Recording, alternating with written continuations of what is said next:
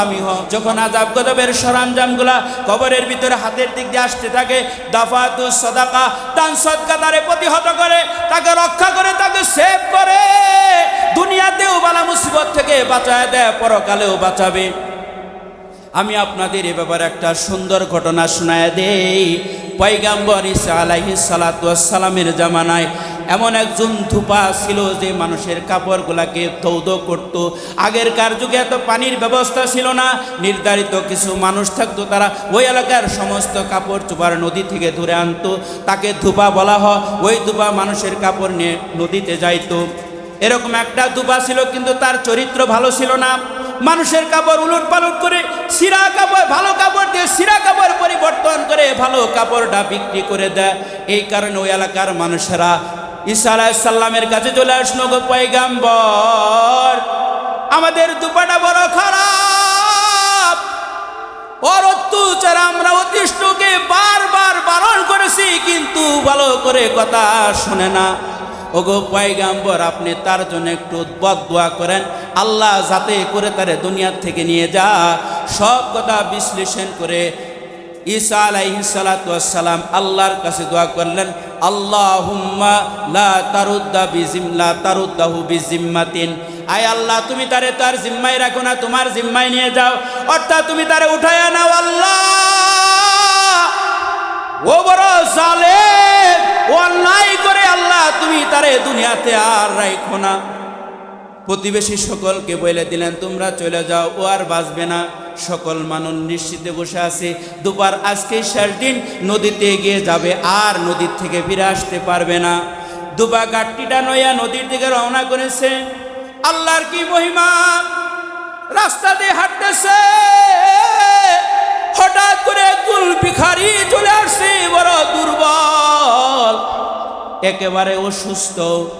ডাক দে বলে, ভাই রে, আমি বড় অসুস্থ, আমি বড় দুর্বল, তোমার হাতে খাবার দেখা যা, তুমি যদি আমার একটা রুটি দিতে পারো, আমি অন্তত আমার জীবনটা রক্ষা করতে পারবো।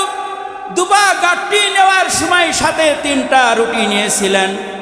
যখন এই ভিখারি তার কাছে এরকম কাকুতি মিনতি করতে লাগলো, দুবার দিলে বড় মায়া লাগলো, সে ভিখারিকে একটা রুটি দিল। রুটিটা পাইয়া ভিখারি আল্লাহর কাছে দোয়া করে, আল্লাহর কাছে দোয়া করতে লাগলো। আল্লাহ রব্বুল আলামিনের দরবারে এই ভিখারিটা দোয়া করতেছে, গাফারাল্লাহু লাকা মা তাকাদ্দামা মিন যামবিকা ওয়া তাহহারা কলবাকা, আল্লাহ তোমার জিন্দেগীর সমস্ত গুনাহগুলো মাফ করে দেখ, আর তোমার অন্তরের ভিতরে যত কঠিনতা আছে, আল্লাহ তোমার অন্তরটারে পবিত্র বানায়া দে। যখন এই দোয়াটা করেছে, দুবার দিলের ভিতরে বড় মায়া লাগছে। আরে আমি তো আসলে একজন খারাপ মানুষ, আমার অন্তরের ভিতরে কত জটিলতা আছে। এই ভিখারি আমার জন্য দোয়া করেছে, দোয়াটা যদি আল্লাহর কাছে কবুল হয়ে যায়, তাহলে আমার জন্য বড় কল্যাণ হবে। এই কারণে দুপা খুশি হইয়া তার রেখে যাওয়া 3টা রুটির ভিতরে তো প্রথম একটা দিছে, 2 নম্বরটাও দিল। 2 নম্বরটা দেওয়ার সঙ্গে সঙ্গে ভিখারিটা, ওই দুর্বল মানুষটা, অসহায় মানুষটা হাত তুলে আমার কাছে দোয়া করে, গাফারাল্লাহু লাকা মা তাকাদ্দামা মিন যামবিকা ওয়া মা তাআখারা, আল্লাহ তোমার জিন্দেগীর সমস্ত গুনাহ মাফ করে দেখ, এবং আগত যত গুনাহ হবে সমস্ত গুনাহ যেন আল্লাহ মাফ করে দেয়। অর্থাৎ অতীত বর্তমান ভবিষ্যৎ যত গুনাহ করেছো, আল্লাহ যেন তোমার গুনাহগুলা মাফ করে দেয়। এই দোয়াটা করার সঙ্গে সঙ্গে তার দিলটা আরো ভালো লাগলো। ও চিন্তা করলো, আমি আজকে সারাদিন উপবাস থাকবো, তারপরেও আমার কাছে কোনো রুটি রাখবো না। এবার 3 নম্বর রুটিটাও দুপা ওই ভিখারিকে দান করে দিল।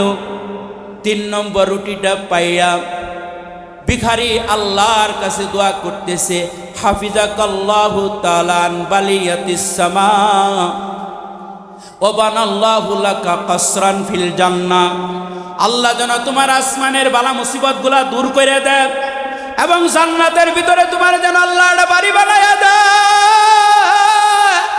তোমার ঠিকানা যেন আল্লাহ জান্নাত বানায়া দেয়। এইভাবে যখন দোয়া করতেছিল, ভিখারির চোখ দিয়ে দুপার চোখ বেয়ে বেয়ে অজরে পানি পড়তেছিল। দুপা এবার চলে গেল, দুপা এবার চলে গেল নদীতে। কাপড় দৌদ করে দিব্যি সে সুস্থ শরীরে বাড়ির দিকে রওনা করেছে। এদিকে এলাকার মানুষেরা পহর গুনতেছে, দুপার লাশ দেখবে, কিন্তু আশ্চর্য বিষয়গুলো ও সুস্থ শরীরে বাড়ির দিকে ফিরে আসতেছে। এই দৃশ্যটা দেখিয়া সকলে মিলে আল্লাহর নবী ঈসা আলাইহিস সালামের কাছে সকলে চলে গেলেন, অভিযোগ নিয়ে চলে গেলেন, ওগো পয়গাম্বর, আপনি নবী হইয়া আল্লাহর কাছে দোয়া করলেন, আল্লাহ আপনার দোয়া কবুল মনে হয় করে নাই। দুপা তো জীবিত ফিরত আসতেছে। কই কি বলো, ও তো ফিরত আসার কথা না, কই দুপাকে আমার কাছে নিয়ে আসো। দুপাকে কাছে আনা হলো, ডাক দিয়ে বলে, দুপা আজকে তুমি কি এমন আমল করেছো? ওগো পয়গাম্বর, আমার তো তেমন কিছু আমল নাই, কিন্তু আজ কেমন জানি আমি যখন রওনা করলাম একজন ভিখারি আমার কাছে এমনভাবে আবদার করলো, আমার কাছে যতগুলা 3টা রুটি ছিল 3টা রুটি আমি দান করে দিয়েছি, এটাই আমার আমল, আর কোনো আমল নাই। দুপাকে বললেন, তোমার গাঁটটিটা খোলো। দুপা গাঁটটিটা খুললেন, দেখতেছে ওখানে একটা কালো বিষধর সাপ, কিন্তু মুখের ভিতরে লাগাম লাগানো। আল্লাহর নবী ডাক দিয়ে বললেন, ইয়া আসওয়াদ, আসওয়াদ মানে কালো সাপ, এই কালো সাপ, আল্লাহ কি তোমারে কোনো নির্দেশ দেয় নাই? কালো সাপটা ডাক দিয়ে বলেন, লাব্বাইকা ইয়া রূহুল্লাহ, আল্লাহ যদি কারো ক্ষমতা দেয় সাপেও কথা বলার মতো যোগ্যতা রাখতে পারে, কাদেরে কুদরতুদারি, কাদেরে কুদরতুদারি, হর যে খাহি আকুনি, মুর্দা রাজা হাম তো বখশি, জিন্দারা বেজাকুনি, মুর্দা রাজা হাম তো বখশি, জিন্দারা বেজাকুনি। আল্লাহ যা ইচ্ছে তা করতে পারেন। এবার সাপের জবানটা খুলে গেল। সাপ বলতেছে, ওগো পয়গাম্বর, আল্লাহর পক্ষ থেকে আমার কাছে নির্দেশ আসলো, এই সাপ তুমি এই দুপাকে এমন ভাবে ধ্বংসন করবা যে দুনিয়াতে বাঁচতে না পারে। আমি সুযোগ বুঝে তার গাঁটটির ভিতরে ঢুকলাম, পজিশন নিলাম, তাকে যে কোনো মুহূর্তে ধ্বংসন করব। কিন্তু ধুপা সকালবেলা একজন ভিখারীকে দান করেছে,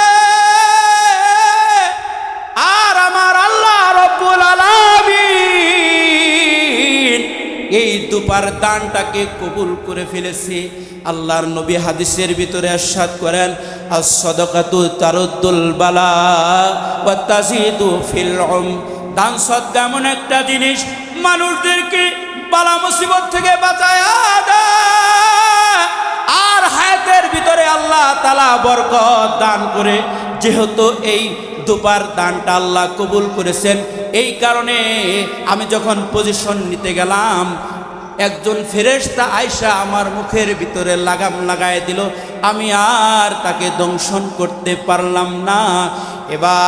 এবার ঈসা আলাইহিস সালাম ওই দুপাকে ডাক দিয়ে বলেন, ইয়া কাসার ইস্তানি ফিল আমাল, আই দুপা তুমি তোমার আমলকে এখন থেকে নতুন করে শুরু করো, কারণ তোমার 3টা রুটি আল্লাহর কাছে এমনভাবে কবুল হয়েছে, তোমার জিন্দগির সমস্ত গুনাহ আল্লাহ মাফ করে দিয়েছে। সুবহানাল্লাহ।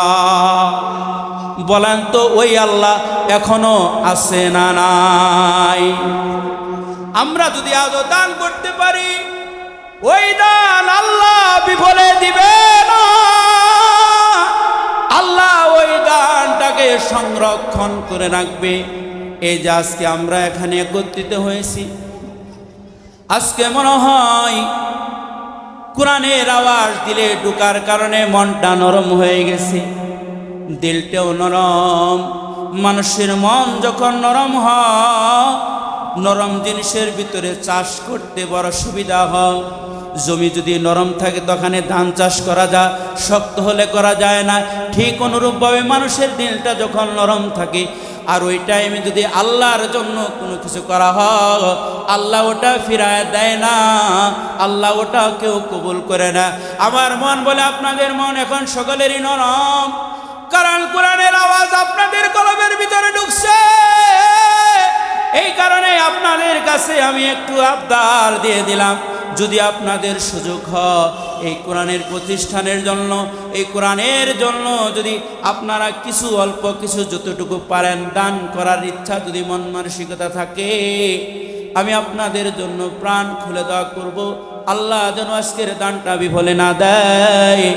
আয় মা, আজকে যদি দান করতে পারেন, হতে পারে আজকের দানটাও কবরের ভিতরে আমি যখন চলে যাব, জাহান্নামের আগুন থেকে বাঁচানোর জন্য এই দানটায় দেওয়াল হয়ে যেতে পারে। কথা বলেন ঠিক না বে ঠিক?